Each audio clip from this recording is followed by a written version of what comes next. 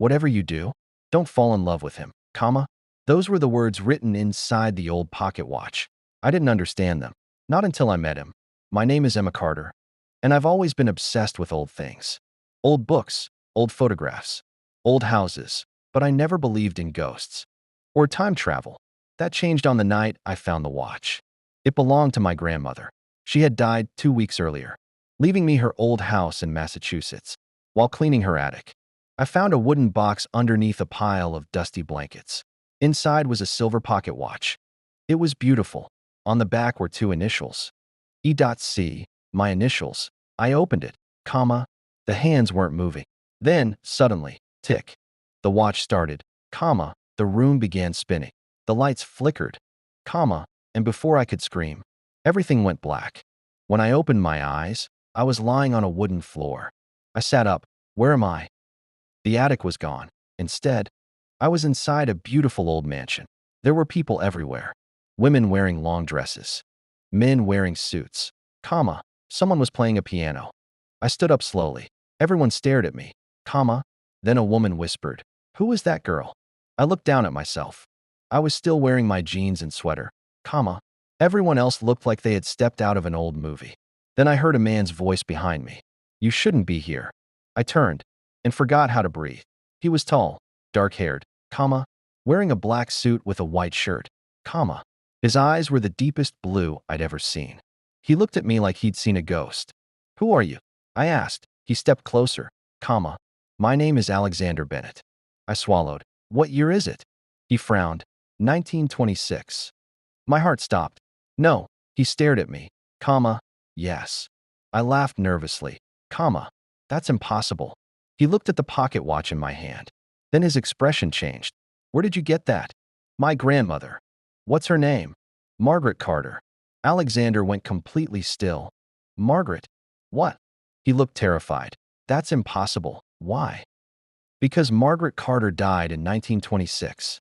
I spent the next hour trying to convince myself this was some elaborate joke. It wasn't, comma. I was in 1926, and somehow, my grandmother was alive, comma. I found her at the end of the hallway. She was young, beautiful, comma, and exactly as I remembered her from the photographs. She looked at me, comma. Her face went pale. "Emma?" I froze. "How do you know my name?" She rushed toward me, then grabbed my hands, comma, "because I knew you would come." My heart raced. "What does that mean?" She looked at the pocket watch, comma. "Alexander doesn't know yet." "Know what?" She glanced toward the ballroom, then whispered, comma, "You're not supposed to stay here," comma, that night. Margaret explained everything, comma. The watch wasn't an ordinary watch, comma. It had belonged to her family for generations, every few decades. It could send someone through time. But why me? She looked sad. "Because the watch chose you." "Can I go home?" "Yes." I felt relieved. "How?" "You have to wait until midnight tomorrow. That's it." She nodded. "But there's one rule." "What?" "Don't change anything." I promised, comma. I had no intention of changing history until Alexander found me. He was standing outside in the garden. "You've been avoiding me." "I've been busy." He smiled, comma. "You're a terrible liar." I rolled my eyes. "You're annoying, comma. And yet you came outside when you saw me." I looked away. He stepped closer, comma. "Tell me something." "What?" "Where are you really from?" "New York." "That's not what I mean." I looked at him. He was staring at me, comma. "You speak strangely." "I do not." "You do, comma." I laughed. He smiled. For a moment, neither of us said anything, comma. Then he reached for my hand. I should have pulled away. I didn't, comma. His fingers were warm. "Emma?" "Yes." "Have we met before?" My heart skipped. "No, comma." He looked unconvinced. "I feel like I know you." I smiled nervously. "Maybe you do." Over the next day, Alexander showed me his world, comma. He took me riding through the countryside. We danced in the ballroom. We laughed, comma. We talked about our dreams, comma. And somewhere between midnight conversations and stolen glances, I fell in love with him, which was exactly what I wasn't supposed to do. On my final evening, Alexander took me to the garden. "I know you're leaving." I froze. "How?" "Margaret told me." I looked down. "I have to go home." He nodded. "I know." Comma. Neither of us spoke. Then he stepped closer, comma. I wish you could stay. So do I, comma. He touched my cheek. Emma. His voice was barely a whisper. Don't. Don't what? Don't make this harder. He smiled sadly. Too late. He kissed me. Slowly. Gently. And for a moment, I forgot that we belonged to different centuries. When we pulled apart, he whispered, comma, if there is another life. I smiled through my tears. Find me. At midnight. The pocket watch began ticking. Tick, tick, tick, comma. The garden started disappearing. Alexander grabbed my hand. Emma, I love you. I love you too. The world went white. I woke up in my grandmother's attic, comma. The pocket watch was lying beside me.